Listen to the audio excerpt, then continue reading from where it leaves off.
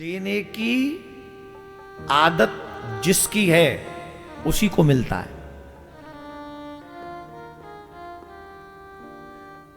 आजकल हमारी देने की आदत नहीं हो रही, आजकल लेने की आदत हो रही है, और ना भी मिले तो छीन लेने की आदत हो रही है। यहां दिल्ली में बाजार में बिजनेस करने वाले लोग भी बैठे हैं। ईमानदारी से बताओ, आजकल बिजनेस में पैसा सुरक्षित है? स्पेशली उधार दे दो तुम किसी को, सुरक्षित है? कोई सामान दे दो किसी को, सुरक्षित है? ऊपर से एक धमकी और देते हैं, कुछ ज्यादा करोगे ना तो मैं सुसाइड नोट लिख के मर जाऊंगा। ये कौन कहते हैं? जिनकी हेल्प करी आपने। अच्छा, वो ये समझते मैं मार लूंगा तो धनवान बन जाऊंगा। ना रे ना, कंगाल हो गए तुम। जब तुम्हारे मन में ये नीयत आई ना कि मैं मार लूंगा, तुम कंगाल हो गए उसी पल, उसी क्षण। एक बात और नोट कर लो, अब भाई दूसरों का धन हड़पने वाले, नोट कर लो, जब तक ये कर्ज चुका नहीं दोगे इस धरती पे कीड़े मकोड़े बनकर भी आना पड़ेगा तुमको।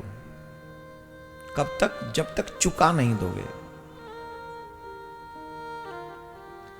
जिसका लिया है उसको वापस करना ही पड़ेगा एनी हाउ।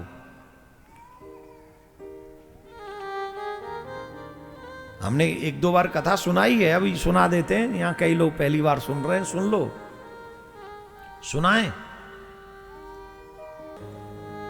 एक गांव में एक सेठ जी थे, वो सबको उधार देते थे, किसी को भी जरूरत होती थी सबको उधार देते थे। मुनीम को कह रखा था कोई भी द्वार पे आए उसे खाली मत लौटाना, जो मांगे सो देना। रजिस्टर में सिर्फ इतना लिखवाते थे, इस जन्म में दोगे कि अगले जन्म में। ठीक है। उसी गांव में एक चोर रहता था। वो चोर कहता था कि यार चोरी कर करके परेशान है, रोज पुलिस तंग करती है, कोई फायदा नहीं है, पुलिस वाले तंग बहुत करते हैं, तो क्यों चोरी करें, क्या करें? बोले ये सेठ देता ही है पैसा, और सेठ पैसा देता और लिख के क्या लेता है, इस जन्म में दोगे कि अगले जन्म में। तो अगले जन्म की कह के उठाई लाते हैं, चोरी ना करनी पड़े। तो मुनीम के पास में गया और मुनीम से कहा कि मुझे पैसा चाहिए, उधार दे दो। बोले कितना चाहिए? बोले 50,000। मुनीम ने क्वेश्चन किया, इस जन्म में चुकाओगे कि अगले जन्म में? बोले अगले जन्म में चुका देंगे। बोले हाँ ठीक है। अच्छा, जब घुस रहा था तो उसने देखा कि सेठ जी के वो एक और जगह थी, वहां बड़ी अच्छी अच्छी भैंस बंधी हुई थी। भैंस तो जानते होंगे। तो उसने देखी भैंस, तो उसने सोचा 50,000 तो मिल ही गए, चोट था ही, आदत बिगड़ी हुई थी। उसने कहा चलो 2-4 इनको भी खोल चलेंगे, पर अभी ले जाएंगे तो दिख जाएंगे, तो क्या करें? बोले अंधेरे में ले चलेंगे, जब अंधेरा हो जाएगा।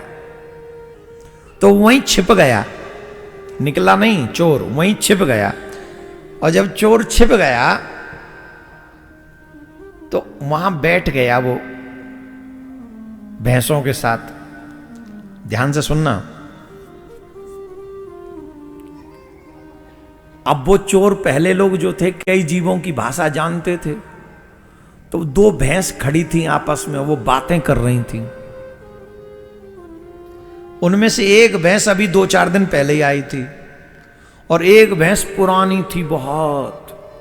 तो जो नई आई थी उससे नई से पूछा पुरानी ने, कितने लिए थे तूने सेठ से? हैं? क्या पूछ रही अपनी भाषा में? कितने लिए थे तूने सेठ से? बोले कितने? मैंने 5,000 लिए थे। 5,000 लिए थे? बोले हाँ 5,000 लिए थे। बोले ठीक। तुमने कितने लिए थे? बोले मैंने 10,000 लिए थे। 10,000? बोले हाँ। कैसे चुका रही हो? बोले मैं भी चुका रही हूं, मेरी बेटी भी चुका रही है, चुक ही नहीं रहा है। मैं तो डर रही हूं कि कहीं ऐसा ना हो एक और जन्म लेना पड़े चुकाने के लिए। अच्छी मुसीबत ली थी, 4-5 हजार रुपए लिए थे, मैं और मेरी बेटी दोनों चुका रहे।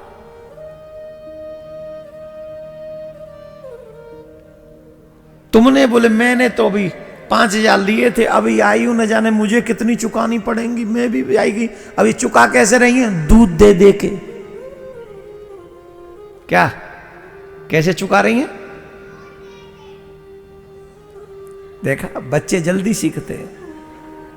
दूध दे दे के चुका रही हैं, ये दूध दे रही हैं। और ये बात चोर सुन रहा था। चोर को लगा कि 5,000 एक ने लिए, 4,000 एक ने लिए, एक 4,000 वाली वो खुद चुका रही है, बाकी छोरी चुका रही है, भैंस बन गए। और ये खुद आ गई है भैंस बन के। भाई रे, मैंने तो 50,000 लिए हैं, 5,000 वाली का ये हाल है तो मेरा क्या हाल होगा? वो भागा चोर, मुनीम के पास गया, बोल धर्राक अपनी धर्मशाला मोना चाहिए, यहीं कैंसिल कर हिसाब है।